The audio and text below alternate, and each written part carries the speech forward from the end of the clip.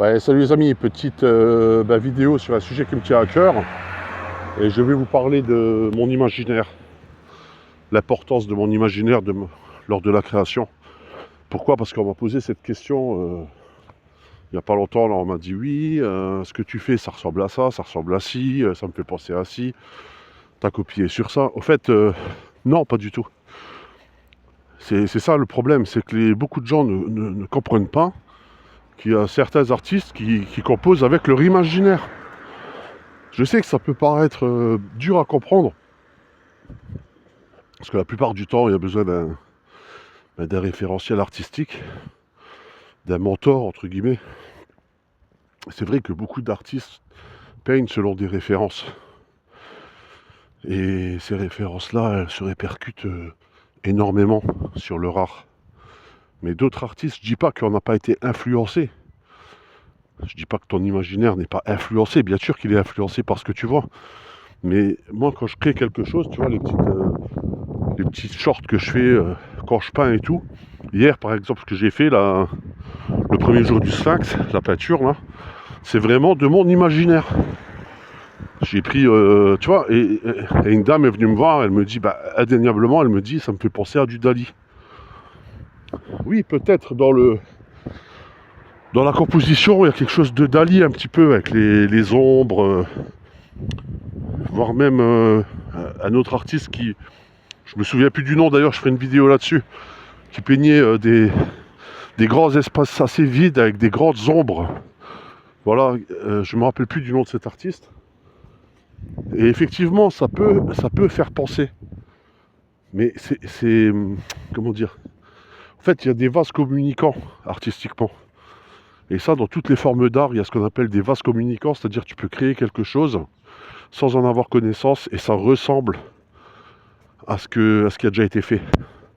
Mais c'est pas pour autant que tu as copié ou que tu t'es inspiré. Moi, il y a des choses, je me suis même pas inspiré, je connaissais même pas l'existence, que j'ai faites. Et on m'a dit ensuite, ah tiens, ça me fait penser à ça. T'as copié sur ça, par exemple. Je fais non, je connaissais même pas en vérité. Je connaissais même pas. Donc, parce que des fois, les artistes, on a les... il peut y avoir des connexions qui se font. Même tu regardes, tu peux avoir un artiste du Moyen-Âge qui va avoir la même idée que toi en 2025. Par exemple, tu vas faire quelque chose. C'est ça qui est magique avec l'art aussi, c'est que tu retrouves des similitudes à travers les époques. C'est comme un puzzle en fait, où tu te reconnectes avec des choses qui ont déjà été faites. Et c'est pas... Le but, c'est pas d'inventer l'eau chaude.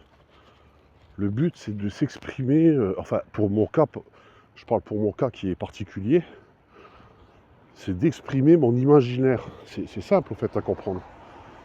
Et beaucoup de gens n'ont pas connaissance de ça, quoi. Ils s'imaginent même pas que tu peux développer un imaginaire, que tu possèdes un imaginaire.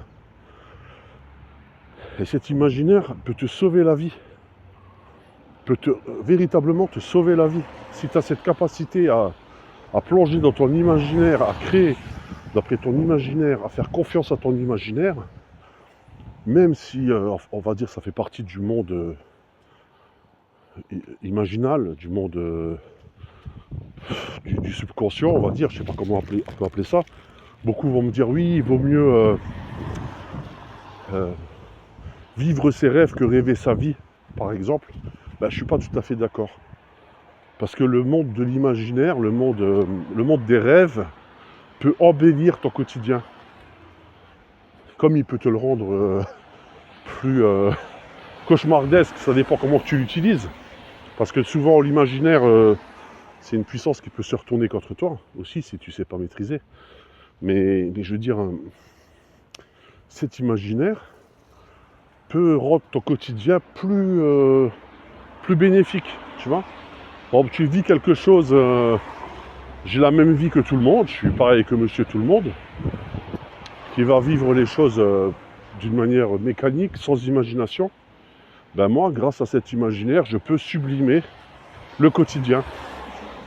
c'est pas grand chose, ça vaut rien du tout, ça coûte rien, ça coûte. Je veux dire, comment je peux expliquer ça? Ça peut faire rigoler certaines personnes, ça peut les faire marrer, parce que ça peut les. Je sais pas comment dire. Mais c'est pas grave d'être imaginatif, hein. C'est un trésor que tu as, c'est le fruit d'esprit qu'il faut nourrir, dont il faut prendre soin.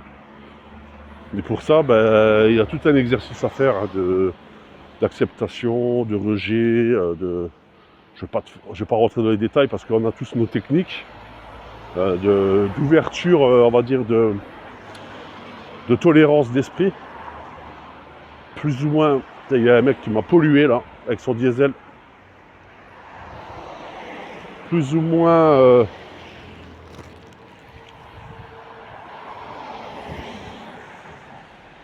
d'intensité différente, on va dire. On ne peut pas tout accepter dans la vie, il y a des choses. C'est un transfert d'énergie, il y a des fois il faut fermer on va dire ses chakras pour parler vulgairement, pour ne pas tout accepter, pour que ton imaginaire reste intact. Tu vois, tu as certains traumatismes, parce qu'en vie, notre vie, c'est une accumulation de traumas, de micro-traumas, et en fait qu'il faut plus ou moins accepter. Et il y a des choses où il faut fermer la porte, où il faut... Mais après, c'est selon les individus, tu vois, tu as des gens qui ont plus ou moins la capacité d'accepter les choses, un altruisme plus ou moins développé, d'autres comme moi c'est un peu moins développé, donc il faut faire attention, il faut veiller à ne pas se faire bouffer, il faut veiller à ne pas se faire détruire son imaginaire, parce que c'est vite fait, les gens, le but en fait, ce qu'ils vont essayer de faire, c'est de détruire ton imaginaire pour que tu rentres dans le quotidien, pour que tu rentres dans l'absurdité du quotidien, tu vois. Parce que pour eux, l'imaginaire, le monde de l'imaginaire, du rêve et tout, c'est quelque chose d'abstrait, c'est quelque chose qui sert à rien, voilà. Donc je ferai une vidéo plus longue là-dessus, pour vous expliquer l'importance on va dire, de préserver son imaginaire, pour le faire fructifier, pour pouvoir créer à bon escient, en toute sérénité, voilà. Donc je vais vous expliquer dans une autre vidéo comment je fais, comment j'essaie de faire pour me protéger aussi, et aussi pour accepter certaines choses qui me fait développer l'imaginaire. Voilà, c'est super important ça, parce que pas beaucoup de gens en parlent. Après on a tous nos méthodes, nos techniques. Donc voilà, allez, salut.